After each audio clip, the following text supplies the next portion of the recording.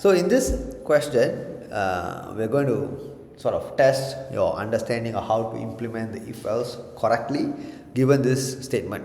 Alright, so we are supposed to write a program to calculate the total electricity bill. Okay, consumption units will be input from the user according to the following criteria. Okay, so this is basically a way to check how much your utility bill is going to be, or your electricity bill is going to be.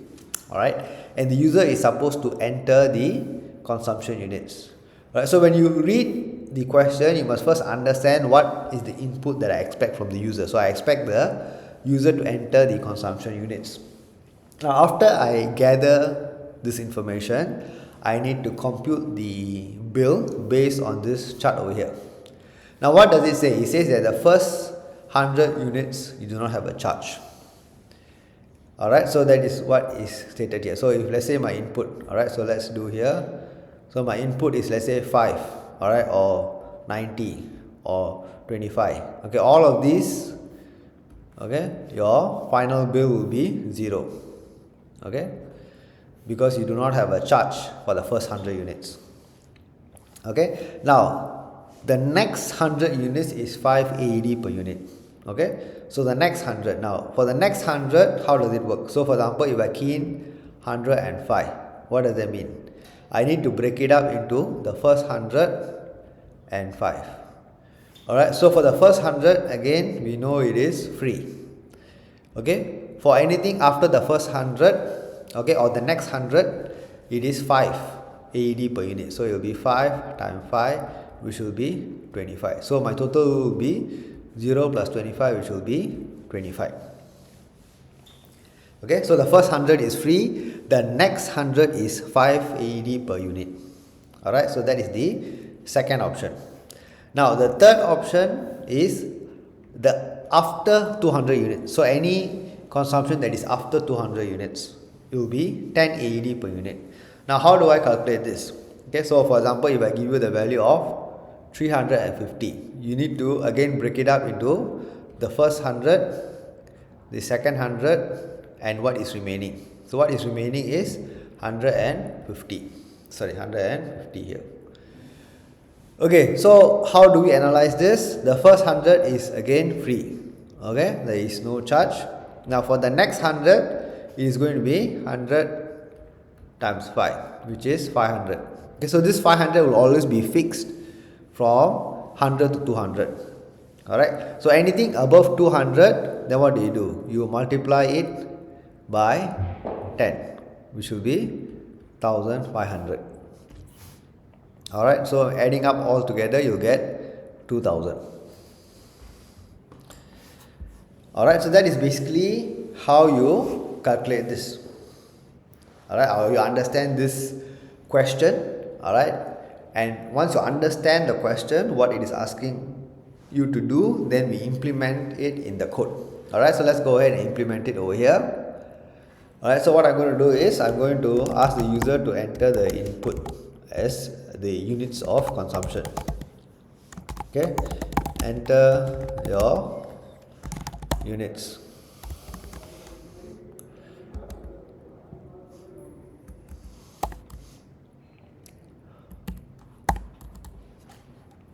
Okay, now how do we go about doing this? Okay, so let's do it step by step. The first step is anything less than 100 is free.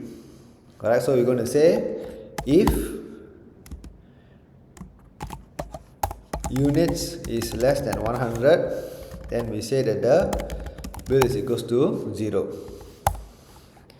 Alright, now the next one is for the next 100 is 5 AED per unit, but you have to remember that when I calculate this, I have to subtract the first 100 because the first 100 is free. Alright, so here what I need to do is I need to say else if units is lesser than 200. Alright, okay, so maybe you can put here, okay, less than equal to 200. What I'm going to do is I'm going to say that the bill is equals to units minus 100 times 5. Alright, now why units minus 100? Because the first 100 is free. Right, so for the first 100 you don't need to pay. Okay, and whatever is remaining you multiply by 580 per unit. So that is how you get this. Alright, now for the last option is when the units are greater than 200. So what do? You say bill is equals to, so the first 100 is free, so you don't need to worry about that. From 100 to 200 is fixed at 580 per unit, so it's total of 500.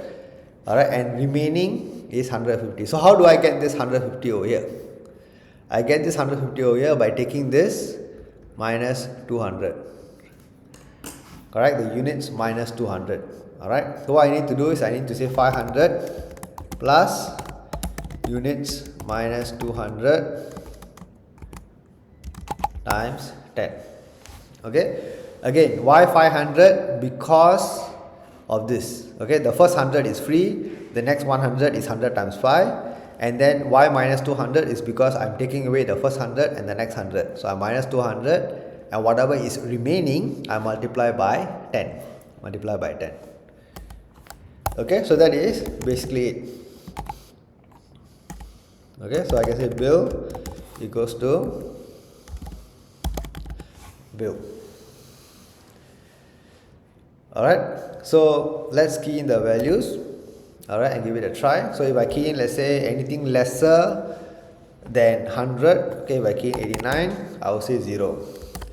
Okay, if I key in 105, I should get 25.